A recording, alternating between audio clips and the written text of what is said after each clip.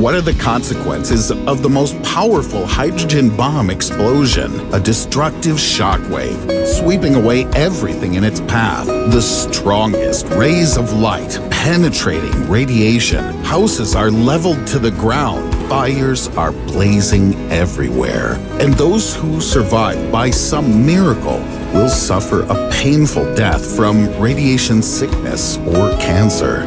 But could there be anything worse than this? Unfortunately, yes. And that's a cobalt bomb.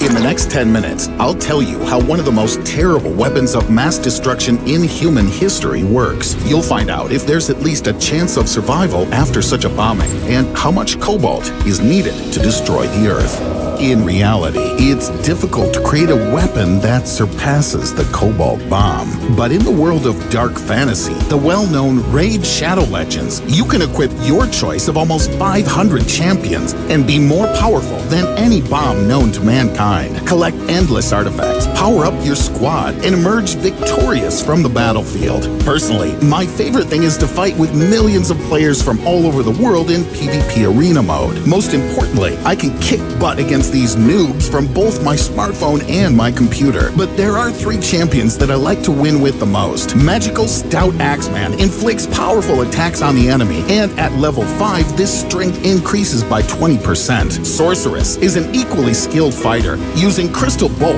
magic arrows, or Vine Trap to attack. And finally, Acolyte, which, in addition to helping in battle, strengthens the aura of all allies by 30%. But enough about me. The developers have added a lot of new content over recent weeks. First, Champion Fragments, which will allow you to piece together a unique champion. With it, you can participate in special events throughout the entire duration of the game. Secondly, a new bazaar has appeared, where you can unload valuable items won at Tag Arena. Also, daily login rewards have been extended to 270 days. Follow the link in the description and get 50,000 silver, plus 50 gems, plus 1 energy refill, plus 1 clan boss key, plus 5 mystery shards, plus 1 day XP booster, plus 1 free champion Hexweaver. All of these rewards will be available for just 30 days and for new players only. Hurry up to quickly collect all these treasures. And now, back to the bomb.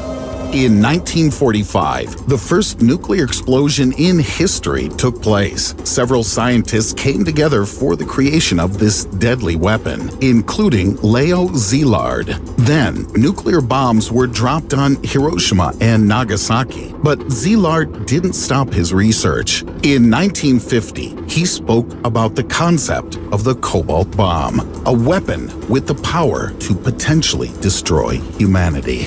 Its structure is very simple. The cobalt bomb is a thermonuclear bomb encased in cobalt-59. It's the only stable isotope of cobalt found in nature, but it doesn't make the nuclear bomb even more destructive and won't increase the height of the nuclear mushroom or the power of light radiation. The main damaging factor of a cobalt bomb is the maximum possible radiation contamination of the area after the explosion. Have you ever heard about dirty bombs? A cobalt bomb can be called super dirty. So, if a cobalt bomb is dropped to Earth for a while until it reaches the ground, nothing happens. It's just a shell. But as soon as the bomb detonates, the reaction begins. The source of energy for the explosion are processes similar to the processes taking place in the sun and other stars. A thermonuclear weapon has much higher potential explosion power than a conventional nuclear bomb. It's limited only by the number of components that its creators use. So, the Tsar Bomba was designed for 100 megatons, but then the charge was reduced to 58. A bomb of 100 megatons could wipe out any city from the face of the Earth: London, Boston, Paris. But back to the topic of the video. The cobalt bomb has just detonated, but the cobalt itself has not even begun to act. When the bomb explodes, neutrons from the fusion reaction convert cobalt-59 into radioactive cobalt-60, which is vaporized when it explodes.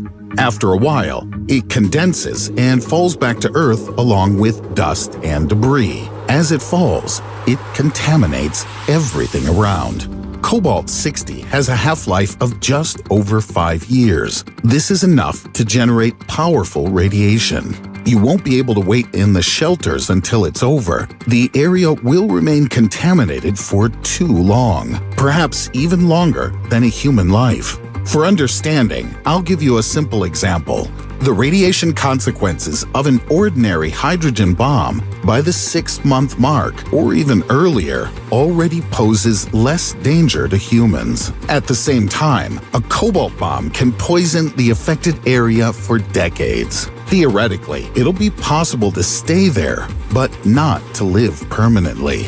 And if on the day of the explosion the wind gusts turn out to be strong enough, then the radioactive fallout will be carried across a huge distance.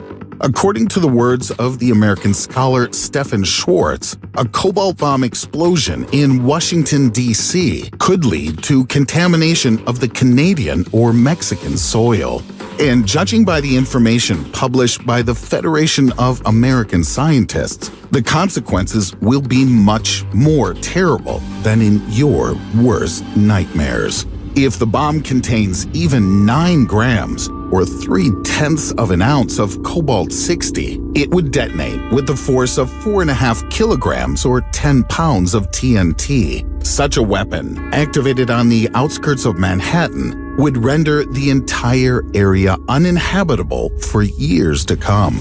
Suppose that the fallout from a 60-kilogram or 132-pound cobalt bomb releases 10 sieverts per hour radiation doses over a distance of 100 kilometers or 62 miles. Under these conditions, any unprotected person will receive enough radiation to die within 2 to 3 weeks. In more than 5 years, when the first half-life is over, the radiation intensity in the affected area will be 5 sieverts per hour. Under these conditions, without serious medical attention, half of the people will die within 1 to 2 months, and the survivors will have a high probability of developing cancer. That is, theoretically, you can be exposed to such radiation for less than 60 minutes and survive, but will have to say goodbye to good health.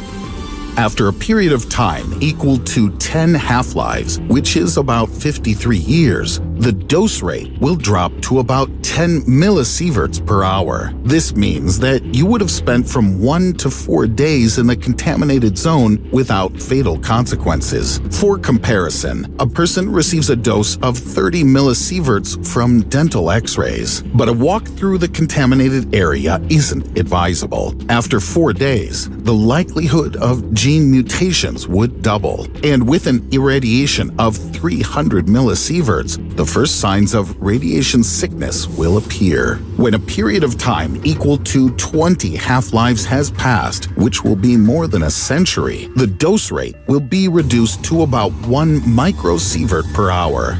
At this stage, people may remain in the affected region without protection, even on a permanent basis. Not just occasionally visiting the ruined city, but even living in it. They would not be at risk of radiation sickness, but the radiation levels will still be high enough. This will lead to an increase in the number of cancer patients. And now, after 25 half-lives, that's about 130 years, the intensity of exposure to cobalt-60 will drop to the level of natural background radiation, about 0.04 of a microsievert per hour. For example, about the same background radiation in Finland. But this is far from the worst thing. The cobalt bomb is considered to be a doomsday device, a hypothetical device capable, when triggered, to destroy all life on Earth, or even the Earth itself.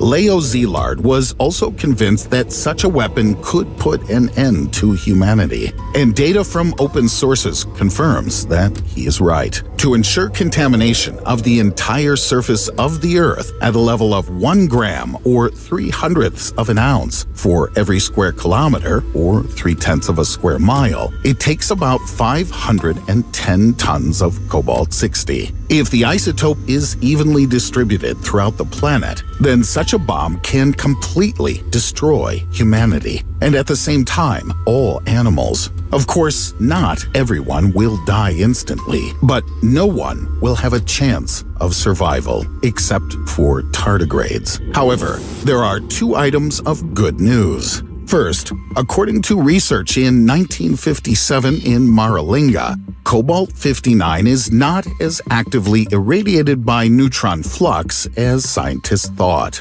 This means that even with a powerful explosion of radioactive isotope, little results will be obtained.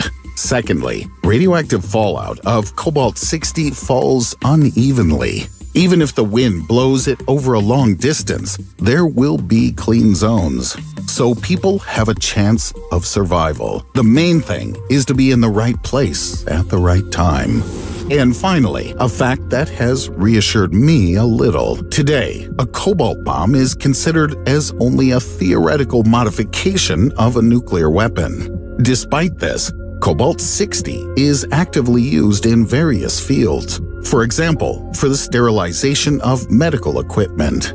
But no one on Earth has yet produced hydrogen bombs in a cobalt shell. Anyway, this is according to the official data that I managed to find. But is a cobalt bomb worth serious concern? Everyone must decide for themselves. After all, who knows what information is hiding under the heading Top Secret? If you liked the video, give it a thumbs up. Don't forget to subscribe to the channel if you haven't already. And click on the bell to be notified in time when new, interesting videos are released that are waiting for you ahead.